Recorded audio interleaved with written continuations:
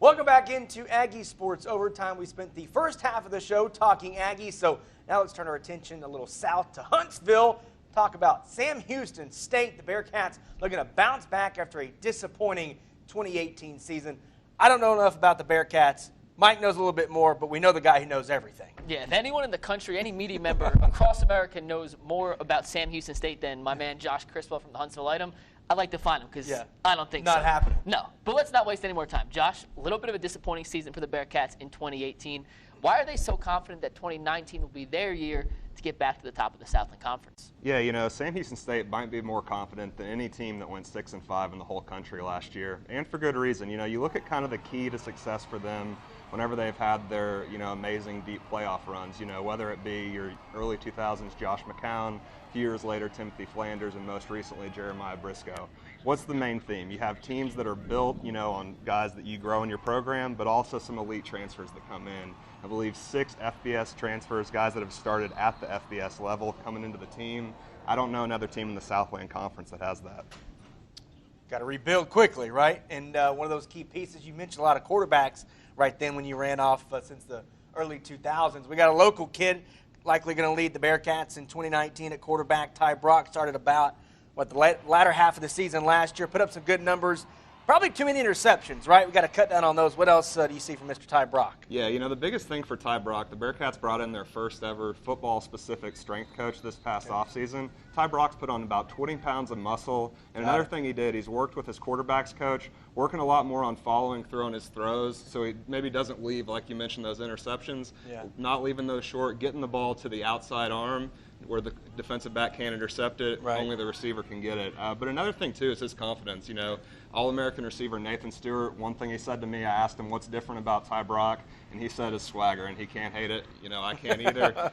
The kid has a little bit of a different aura about him this year. Not a kid anymore. As Coach Keeler said, he's a full-grown man. Well, and he got hurt at College Station, hadn't played football in almost 2 years, so got a little experience under his belt. I'm sure he'll make that next step he needs to take. And when I talked to Keeler last week, he said Brock looks like an A&M quarterback. Right. When you walk into the Sam Houston State locker room, you don't go, this is an FCS quarterback. No, this is an SEC-sized quarterback. And when you have Nathan Stewart, that's a good best friend for a quarterback. But it also helps when you have a good running game.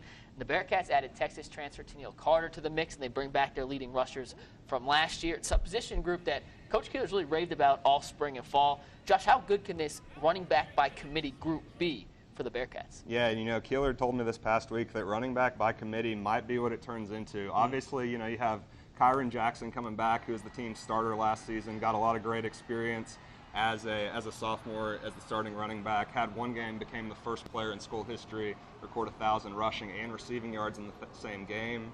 Then you have Tennille Carter, a guy, former Under Armour All-American, number 10 back in the country, coming out of high school, played significant minutes as Texas as a freshman, comes into Sam Houston State, and he is a guy, you see him get in the secondary against some of those FCS linebackers. Look out, he's going to truck him, isn't he? He's going to break off some big ones, but also don't sleep on 2 young guys. Freshman last year, a little bit of experience, but also just had to put on some weight, and that's Alex and Donovan Williams. Look for those guys to make a big impact. I think Carter chose the wrong college out of high school, but we'll save that for another day. I'm guessing OU was the other choice. I don't even think they offered him, but he still chose the worst college ever. But it's fine. Now he's on the good guys now, right? Exactly. All right. Well, we know all about Nathan Stewart. You mentioned him, 3-time 1,000-yard receiver, going to perhaps be the 3rd FCS receiver ever to go for it for 4 years in a row. We talked a lot of offense. I love offense, but got to give some love to the defense. Zion McCullum over on that side of the ball. Hey, he's a 3rd-team All-American. Good piece to start there. And, Josh, high praise for the whole unit, the defense. Mike did the heavy lifting, went out to Huntsville earlier, and he got the best quote, I think, from K.C. Keeler this offseason, telling him this might be the best defense he's ever had. Come on now. Over 20 years, and this is the best one? I'm not going to disagree with them. You look at what they bring back. We mentioned earlier, they lose Derek Roberson on the D-line, lose Adrian Contreras in the secondary, but, man, look at what you bring in. On the defensive line via transfer, Joe Wallace from Texas Tech, Trace Mascaro, former CUSA freshman all-conference, as well as, a 2-year starter there. And then in the secondary, you bring back a guy in Zion McCollum, a preseason All-American, but you also add a guy in Dwayne Williams, a graduate transfer out of Oregon State that started over 20 games in the Pac-12 in his career. I mean, I don't know who's going to be able to throw on the Bearkats in the Southland, aside from maybe Southland favorite Nichols and their quarterback reigning player of the year, Chase Furcade. All right, so They're going back to the playoffs, yes or no? Absolutely. Sounds good to me. Hey, he knows more about Sam than we do. He is, like I Absolutely. said, the most knowledgeable media member in the country when it comes to No San Diego doubt. State athletics. So, Josh, we appreciate it, man. Pleasure as always. Thanks for having me. Eat them up, Cats. See you guys after the break.